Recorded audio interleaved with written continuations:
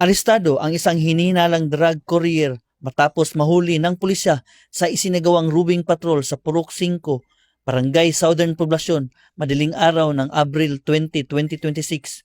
Kinilala ang sospek sa alias na Haris, 26 anyos at residente ng Lanao del Norte. Nakuha ang atensyon ng mga otoridad ang kahinahinalang kilos nito habang may dalang kahon na kalaunan ay napag-alamang naglalaman ng hinihinalang illegal na droga. Tinangkapang tumakas ng sospek, ngunit mabilis itong naaresto ng mga operatiba ng Plaridel Municipal Police Station. Na-recover mula sa kanya ang tinatayang 205 grams ng hinihinalang shabu na may standard drug price na umaabot sa 1,394,000 pesos.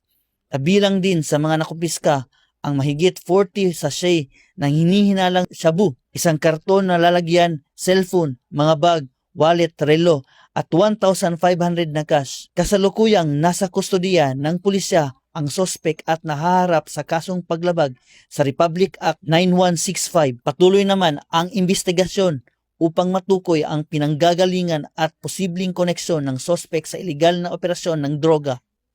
Kaakibat ng direktiba ng aming Provincial Director, Police Colonel Rinaldo M. Maclang, nananatiling agresibo at walang humpay ang kampanya ng Plaridel Municipal Police Station laban sa ilegal na droga. Hindi kami titigil hanggat hindi napapanagot ang mga sangkot at mapapanatiling ligtas ang ating komunidad. Patuloy din ang aming panawagan sa publiko na makipagtulungan at agad i-report ang anumang kahinahinalang aktibidad.